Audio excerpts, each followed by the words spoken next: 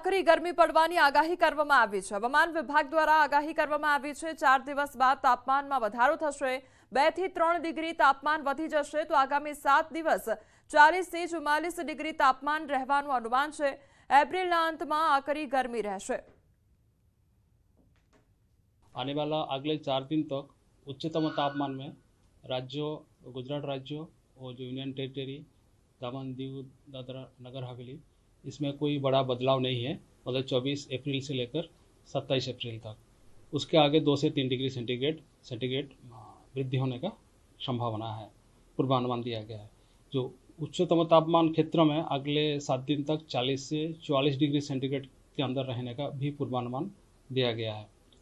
आर्द्र और गर्म पवन के कारण जो तटीय क्षेत्र है, दक्षिण गुजरात की जो तटीय क्षेत्र है और जो सौराष्ट्र कच्छ के तटीय क्षेत्र है, इसमें असहज स्थिति बने रहने का भी पूर्वानुमान है। ફરી આવી રહ્યો છે વાતાવરણમાં પલટો। હવામાન નિષ્ણાંત અંબાલાલ પટેલ દ્વારા આગાહી કરવામાં આવી છે।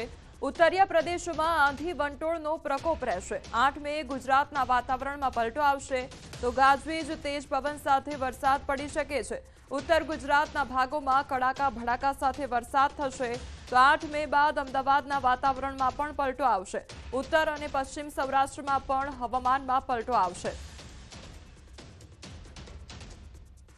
હવામાનમાં મોટો ફેરફાર થવા જઈ રહ્યો છે, જેમાં દેશના ઉત્તરીય પર્વતીય પ્રદેશ અને ઉત્તર ભારતમાં ભારે આંધી વંટોળ સાથે વરસાદ થવાની શક્યતા રહેશે। જ્યારે ગુજરાતમાં પણ તારીખ 8 મે આસપાસ કેટલાક ભાગમાં ગાજવીજ અને પવનના તોફાન સાથે વરસાદ થવાની શક્યતા રહેશે। જેમાં ઉત્તર ગુજરાતના ભાગોમાં જરા ગાજવીજના તોફાન વધુ થવાની શક્યતા રહેશે અને ત્યાં પણ વરસાદ થવાની શક્યતા રહેશે। આ ઉપરાંત અમદાવાદ, ગાંધીનગર, વડોદરાનું હવામાન પણ પલટાશે। આ ઉપરાંત ઉત્તર સૌરાષ્ટ્રના ભાગો, સૌરાષ્ટ્રના કેટલાક ભાગો, પશ્ચિમ સૌરાષ્ટ્રના કેટલાક ભાગો પણ હવામાન પલટાશે। અખાત્રીજથી પ્રી મોન્સૂન એક્ટિવિટી શરૂ થશે। અખાત્રીજથી 8 મે વચ્ચે ગુજરાતમાં માવઠાનો માર, ઘણા ભાગોમાં કડાકા ભડાકા તેજ પવન સાથે વરસાદ થશે તો 25 મે થી 4 જૂન વચ્ચે અરબ સાગરમાં સાયક્લોનિક સર્ક્યુલેશન બનશે। 25 મે થી 4 જૂન વચ્ચે અરબ સાગરમાં ચક્રવાત પણ બની શકે છે તો ગુજરાતના ઘણા ભાગોમાં થઈ શકે છે અસર। કચ્છ અને સૌરાષ્ટ્રના ઘણા ભાગોમાં થઈ શકે છે અસર તો 10 મે બાદ અરબ સાગરમાં ફરી હલચલ રહેશે। લગભગ 38 થી 8 મે વચ્ચે આંધી વંટોળ અને ગાજવીજ સાથે રાજ્યના ભિન્ન ભાગોમાં વરસાદ થવાની શક્યતા રહેશે।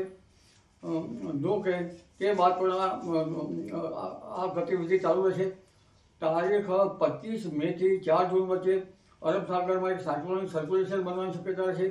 કદાચ ચક્રવાત પણ બની શકે, જેની અસર પણ લગભગ પાકિસ્તાનના ભાગોમાં જાય તો સૌરાષ્ટ્રના કેટલાક ભાગોમાં અને કચ્છના ભાગમાં વરસાદ થઈ શકે, ગુજરાતના કેટલાક ભાગમાં વરસાદ થઈ શકવાની શક્યતા રહેશે। અરબ સાગરમાં પણ 10મી મે બાદ કંઈક હલચલ અને વાવાઝોડા બનવાની પ્રક્રિયા રહેશે, પરંતુ ખાસ કરીને આ સિસ્ટમ આંદોમાન નિકોબાર ટાપુ પર થવાની શક્યતા છે। હવે ધીરે ધીરે ઉષ્ણકટિબંધીય ચક્રવાતો બની રહ્યા છે અને અખાત્રીજથી 9 મે આસપાસ ફરી પલટો આવશે। પ્રી મોન્સૂન એક્ટિવિટી શરૂ થઈ જશે।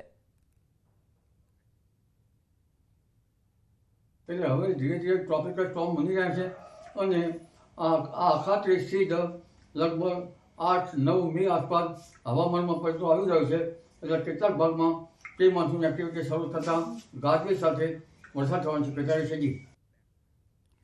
સુરત જિલ્લામાં મારામારીની ઘટના બની છે અને તે અંગેનો લાઈવ વિડીયો સામે આવ્યો છે। યુવકને જાહેરમાં માર મારવાનો વિડીયો સામે આવ્યો છે। ઓલપાડના કિમ નજીક મુન્ના એજન્સીનો વિડીયો હોવાનું અનુમાન લગાવવામાં આવી રહ્યું છે। એક યુવક જમીન પર સુવાડી લાત ગુસ્સાનો માર મારી રહ્યા છે ત્યારે યુવકને માર મારતા યુવક લોહી લુહાણ થઈ ગયો છે। ત્યારે યુવકને ઢોર માર મારવામાં આવ્યો છે અને જાહેરમાં માર મારવાનો આ વિડીયો વાયરલ થયો છે। સંવાદદાતા કેતન અમારી સાથે જોડાઈ ગયા છે। કેતન, સુરતની ઘટના કે જ્યાં યુવકને ઢોર માર મારવામાં આવે છે, શું અપડેટ આખી ઘટનામાં? ચોક્કસથી વાત કરીએ તો સુરત જિલ્લાના ઓલપાડ તાલુકાના કિમ નજીક આવી ઘટનાઓ રોજબરોજ બનતી રહે છે। કારણ છે કે ત્યાં પરપ્રાંતીય વિસ્તારની વસ્તી વધુ હોય છે, જે અંતર્ગત ખાસ કરીને નાની સામાન્ય મગજમારીની અંદર છૂટતા હાથની મારામારી જાહેરમાં થતી હોય છે અને એના વિડીયોમાં અનેક વખત વાયરલ કરવામાં આવ્યા છે।